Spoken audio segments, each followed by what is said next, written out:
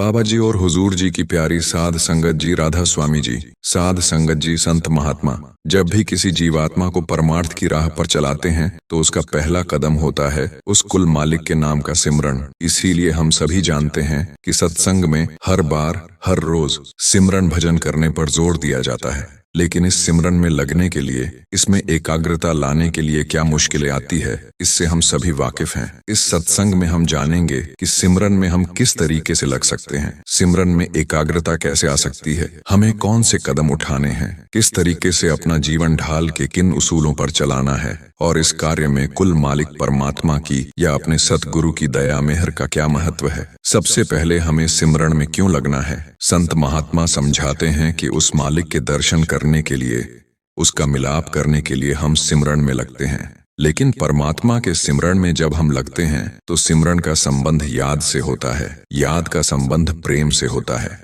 आज की अवस्था में हमारे मन के अंदर दुनिया का सिमरन है और दुनिया की ही याद है, जिसका कारण है संसार का मोह। जैसे जैसे हम उस मालिक के नाम के सिमरन में लगते हैं तो ये सिमरन दुनिया के सिमरन को काटता है। मालिक की याद दिल में बसती है, मालिक का प्यार दिल में बसता है और मालिक का प्यार ही उस मालिक के मिलाप का आधार बन जाता है। सिमरन हम अपने सद्गुरु के आदेश के अनुसार करते हैं। जब जीवन की राहें उलझ जाती हैं और मन चारों ओर से भटकता है, तब कोई एक किरण होती है जो हमें अंदर से खींचती है। वो किरण होती है सद्गुरु की। हम नहीं जानते कि कैसे और कब हम उस प्रेम में बंध जाते हैं, लेकिन जैसे ही उनके चरणों में बैठते हैं भीतर कुछ बदलने लगता है। बहुत से लोग सोचते हैं कि सिमरन कोई आसान चीज है, बस आंखें बंद की और शब्द दोहराने शुरू कर दिए, लेकिन सच्चाई इससे कहीं ज्यादा गहरी है। सिमरन कोई शब्दों का खेल नहीं, ये आत्मा की पुकार है। ये वो झंकार है जो भीतर के सूनेपन को भरती है। सिमरन कैसा होना चाहिए?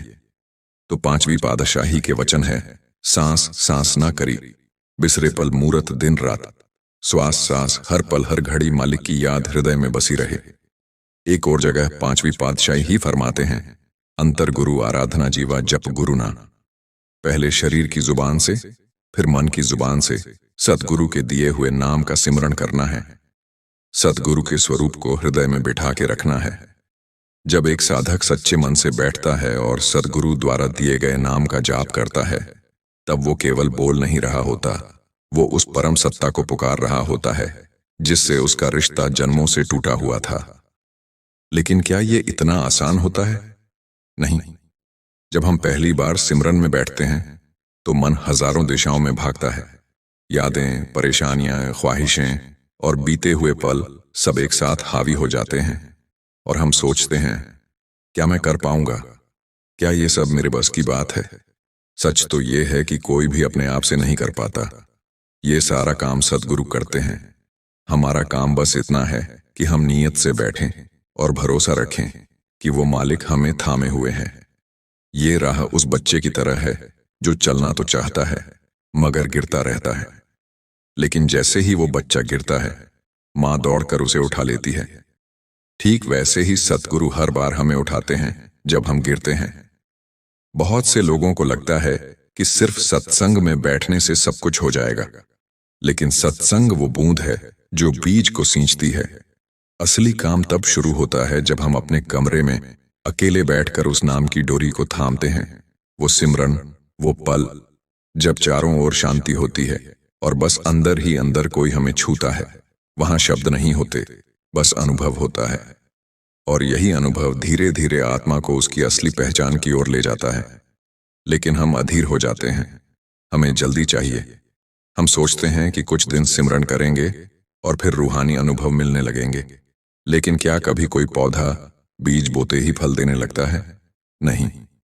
उसे धूप, पानी, समय और सबसे बड़ी चीज सब्र चाहिए होता है। वैसे ही सिमरन भी एक बीज है। सतगुरु ने हमें बोया है, अब हमें उसे सींचना है, परिश्रम करना है और भरोसा रखना है। कई बार रास्ते में थकावट आती है, मन कहता है छोड़ दे, कोई फायदा नहीं। लेकिन वही समय होता है जहां मालिक सबसे ज्यादा पास होता है। वो देख रहा होता है कि मेरा बच्चा अब भी डटा है, अब भी बैठा है। भले ही मन भाग रहा है, लेकिन उसकी नीयत में खोट नहीं है।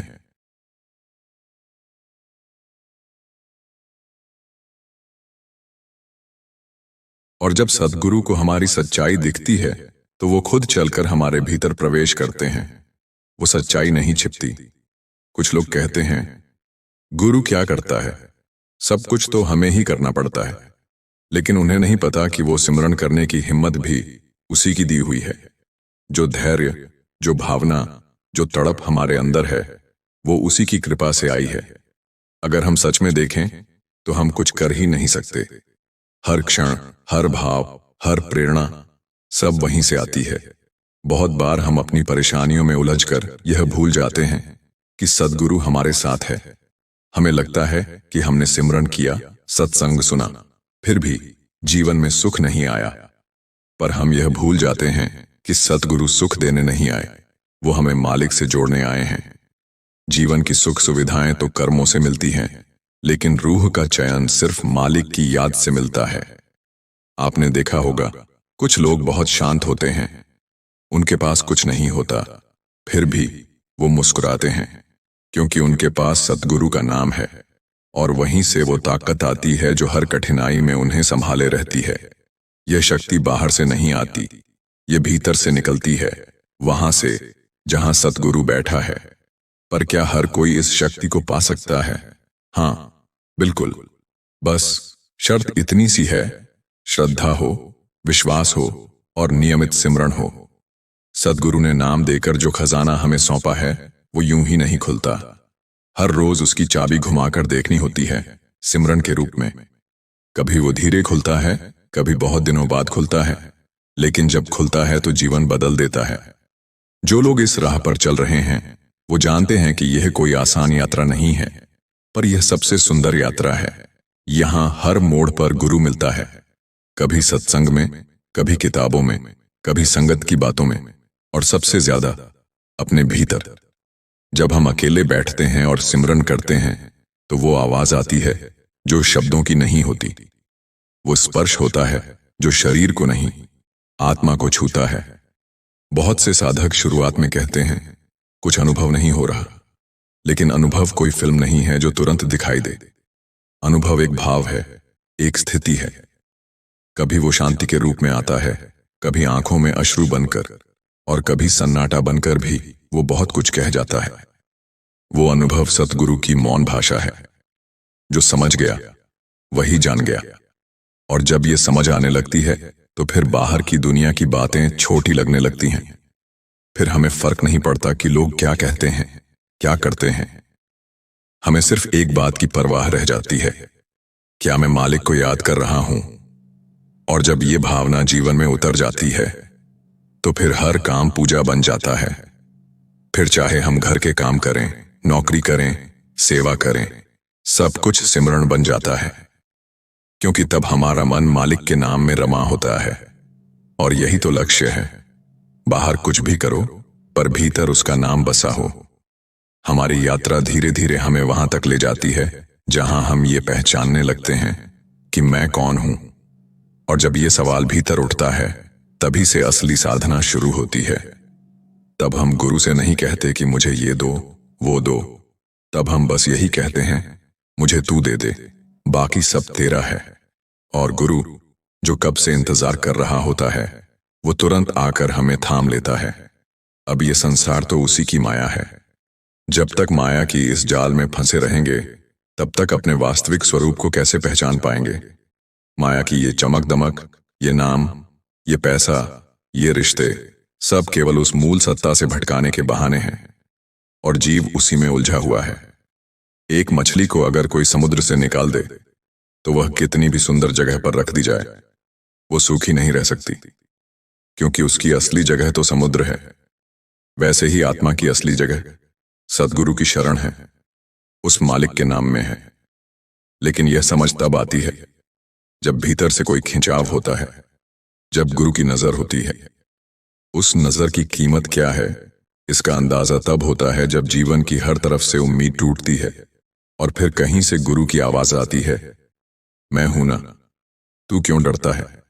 और जब यह आवाज आत्मा को सुनाई देती है तो वह सारा भय छूट जाता है। वह अंधेरे में भी रोशनी देखने लगती है। वह जान जाती है कि असली सहारा केवल एक ही है, सतगुरु का। पर यह सहारा बिना सच्ची प्यास के नहीं मिलता। जिस दिन मन ने सच में पुकारा, उसी दिन उसकी सुनवाई भी जरूर होगी। लेकिन आज हम पुकारते हैं दिखावे के लिए, आदत में, किसी स्वार्थ में। यह मन हमें असली पुकार से भी दूर रखता है। वो कहते हैं ना, मन के हारे हार है, मन के जीते जीत। जब तक मन को अपने वश में नहीं किया, तब तक कितना भी सत्संग सुन लें, सिमरन कर लें, असली स्वाद नहीं आएगा। अब सवाल यह है कि यह मन कैसे वश में आए।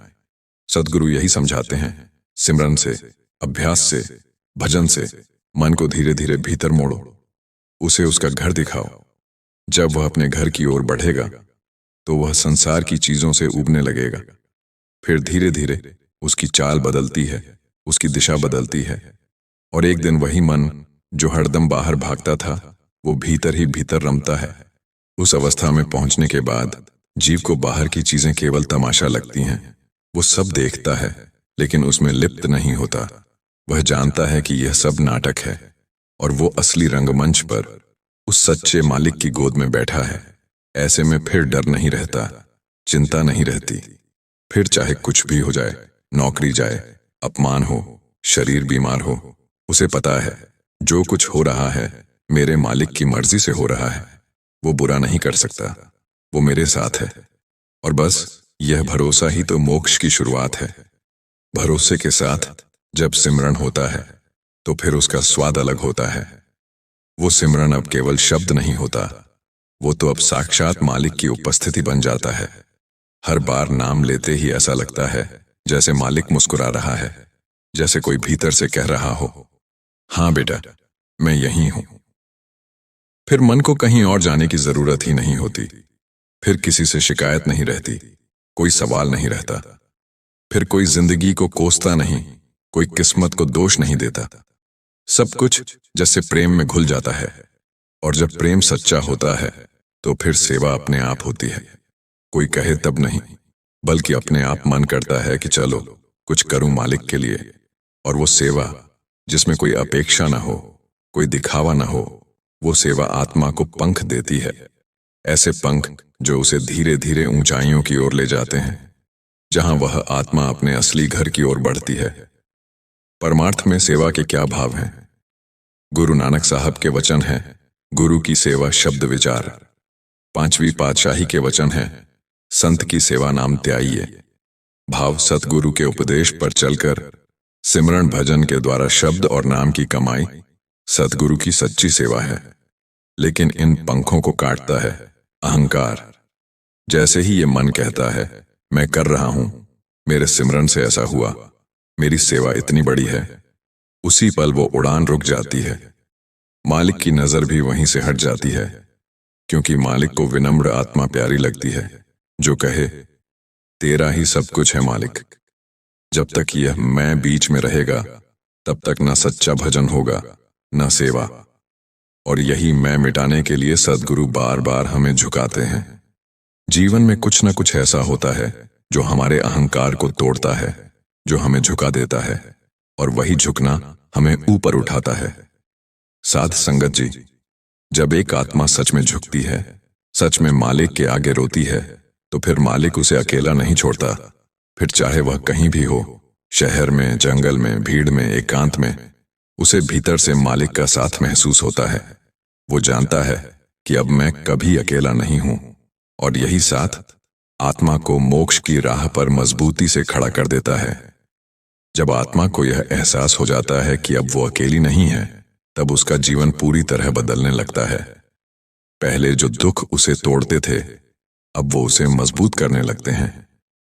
पहले जो लोग उसे तुच्छ समझते थे, अब वही लोग उसकी शांति से हैरान रहते हैं। लेकिन यह शांति बाहर से नहीं आती, यह भीतर से उपजती है, उस मालिक के नाम से, उस गुरु की नजर से। जब आत्मा इस अवस्था में पहुंचती है, तो उसे सच्चे अर्थों में गुरु की महिमा समझ आने लगती है। उसे यह महसूस होता है कि जो गुरु उसके जीवन में आया, वो कोई साधारण व्यक्ति नहीं, वो तो साक्षात उस परम सत्ता का रूप है, जो उसके हर जन्म में उसके साथ था। हर बार उसे फिर से ऊपर उठाने आया, हर बार उसकी आत्मा को फिर से प्रकाश की ओर ले जाने का प्रयास करता रहा। लेकिन अफसोस यही है कि आत्मा हर बार उसे पहचान नहीं पाई। हर बार संसार की चकाचौंध में उलझती रही, मन के बहकावे में आती रही और फिर जन्मों तक भटकती रही। पर जब सद्गुरु की कृपा होती है, तब वो अंधकार छंटता है। तब आत्मा उस आवाज को पहचानने लगती है जो हर पल भीतर से पुकार रही होती है। आजा बेटा, बहुत घूम लिया तू, अब लौट आ अपने घर। इस पुकार को जब आत्मा सच में सुन लेती है, तो फिर उसके लिए संसार की सारी दौड़ खत्म हो जाती है। फिर न पद की लालसा रहती है, न पैसे की भूख, न किसी से आगे निकलने की होड़, न किसी से टकराव। उसका मन अब केवल एक ही बात पर टिकता है, कैसे सतगुरु के बताए मार्ग पर सच्चे दिल से चलूं, कैसे उस नाम को अपने हर सांस में बसा लूं। अब ये आसान नहीं होता, यह राह फूलों की नहीं होती।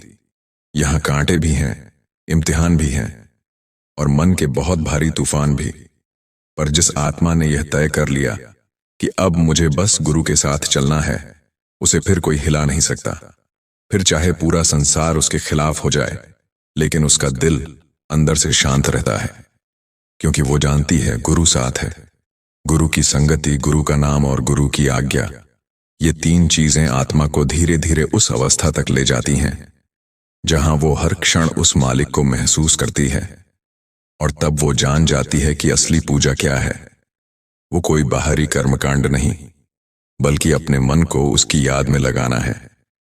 इस स्मृति में ही भक्ति है और इसी भक्ति में मुक्ति है। एक दिन ऐसा भी आता है जब आत्मा भीतर से रोती है, लेकिन वो रोना किसी दुख से नहीं होता, बल्कि उस एहसान से होता है जो गुरु ने उस पर किया होता है। वो कहती है, मालिक, मैंने तो कुछ भी नहीं किया, सब तूने ही किया।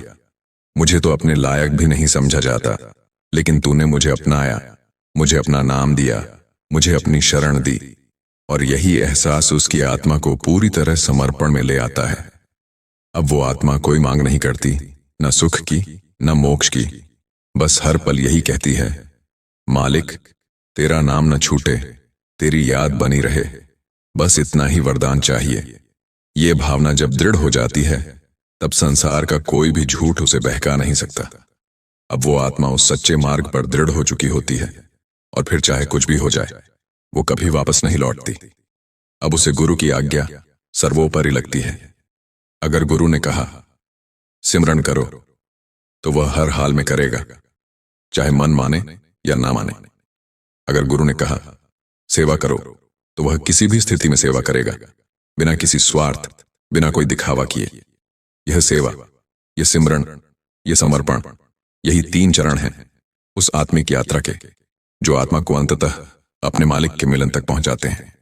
संगत जी, यह यात्रा आसान नहीं है, लेकिन यह सबसे सुंदर यात्रा है। इसमें तकलीफें भी हैं, पर उसी में सुख भी है। इसमें त्याग भी है, पर उसी में पूर्णता भी है। और इस पूरी यात्रा का सार एक ही है, गुरु। अगर गुरु मिल गया और उस पर विश्वास कायम रहा, तो फिर कोई भी चीज इस आत्मा को उसके घर तक पहुंचने से नहीं रोक सकती। राधा स्वामी जी।